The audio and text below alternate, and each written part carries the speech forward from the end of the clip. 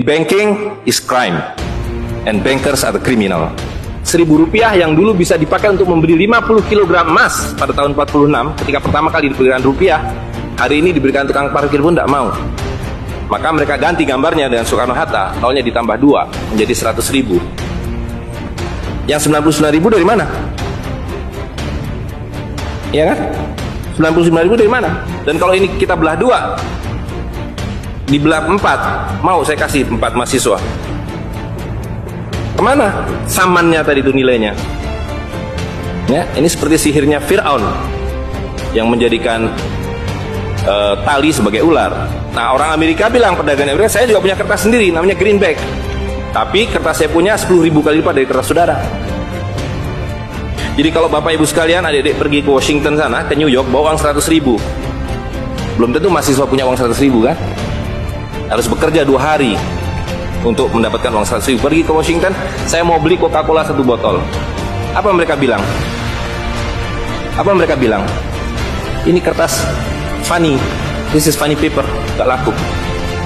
Tapi siapapun datang ke Ternate dengan $100, you punya cengkeh, berikan pada saya mau beli, you punya Coca-Cola, tapi saya minta 1 truk. Apa yang kita lakukan? Kita berikan Coca-Cola 1 truk, karena mereka bilang, mereka bisa yakinkan kita, selembar kertas mereka 10.000 kali lipat dari lembar kertas kita.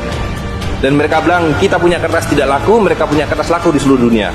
Betul nggak? Dengan cara itulah seluruh cengkeh Ternate habis, pala Ternate habis, seluruh kekayaan Ternate habis, hanya diganti dengan byte komputer.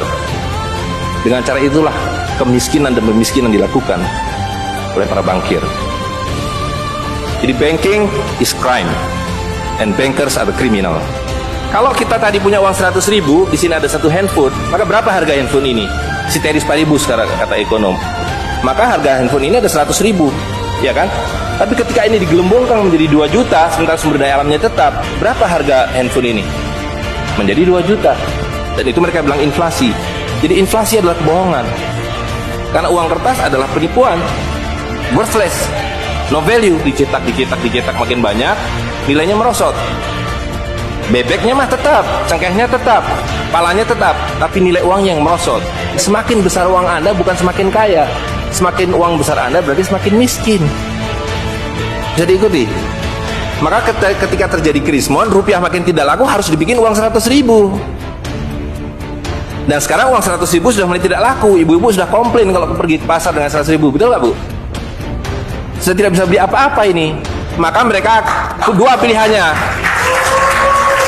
Pilihan pertama adalah mereka akan mencetak uang 200.000, 500.000. Tapi tidak mungkin, komputer sudah nggak bisa menghitung, kalkulator nggak bisa menghitung, hang, terlalu banyak nolnya. Pilihan kedua adalah digunduli nolnya, redenominasi. Jadi redenominasi itu bukan untuk mengatasi inflasi, tapi untuk menutupi inflasi. Jadi itu adalah pengelabuan di atas pengelabuan, di atas pengelabuan, di atas pengelabuan. Uang 100.000 ini dulu ketika Pak Harto masih berkuasa menjelang jatuh itu, kalau dibelikan telur dapat 50 kilo. Masih ada yang ingat gak Bu? Kali ibu-ibu ingat pasti. 1 kilo telur harganya Rp2.000. Begitu Pak Harto jatuh, dibilang ini gara-gara krismon, uangnya sama, walaupun ini belum ada waktu itu, karena ini masih 50.000 aja udah besar waktu itu. Uang yang sama dengan telur yang sama, tiba-tiba dibawa ke pasar, saya mau beli telur. Bu, hari ini tidak dapat 50 kilo lagi, hari ini cuma dapat 13 kilo. Karena daya belinya telur sekarang 7.500.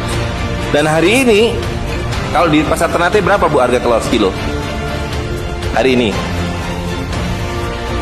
di Jakarta 20.000. Dan telurnya sama, 1 kilo itu isinya 16 butir, 17 butir, 18 butir, uangnya sama. Tapi hari ini kalau dibelikan telur hanya dapat 5 kilo. Kemana yang 45 kilo?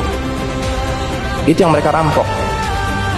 Itu yang mereka rampok dengan melalui apa yang mereka sebut inflasi. Tapi sebenarnya dengan cara penggelembungan uang. Uang kertas itu dimunculkan bersama dengan konsep negara nasional plus hutang negara. You boleh merdeka, tapi you miskin. Rakyat penyakitan, rakyatmu bodoh. Tapi jangan khawatir, saya punya uang. Sekolahkan rakyatmu, bikin pembangunan, saya kasih hutang. Iya kan?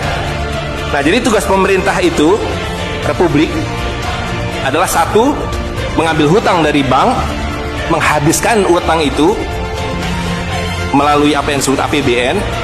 Lalu dulu mereka tanya, jadi bagaimana saya membuat APBN? Jangan khawatir, sekolahkan anak-anak pintar kamu ke Berkeley, ke Chicago, ke Harvard. Mereka dididik untuk membuat pembangunan.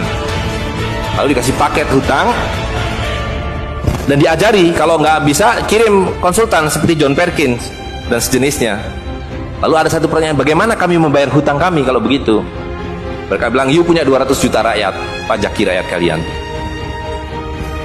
Pajaki rakyat kalian. Kalian punya pala, punya cengkeh, habisi hutang kalian. Karena you membayar hutang. Kalau kita hutang 5 miliar dolar setiap tahun, apa mereka kasih berkoper-koper dolar? Apa yang mereka kasih ke kita? Mereka hanya mengetik di komputer 5 miliar dolar, ting, masuk ke Bank Indonesia. Nanti Bank Indonesia tinggal kirim ting ke Bappenas, Bappenas ting ke departemen-departemen itu. Tapi ketika kita mau membayar hutang mereka, bisa kita mengetik di komputer 5 miliar dolar, ting, dibayarkan ke Bank Dunia? Gak bisa, you mesti punya devisa. Dari mana kalian punya devisa? You mesti beli dolar kami. Caranya ke bank hutang kalian, habisi boksit kalian, habisi mineral kalian. Betul nggak?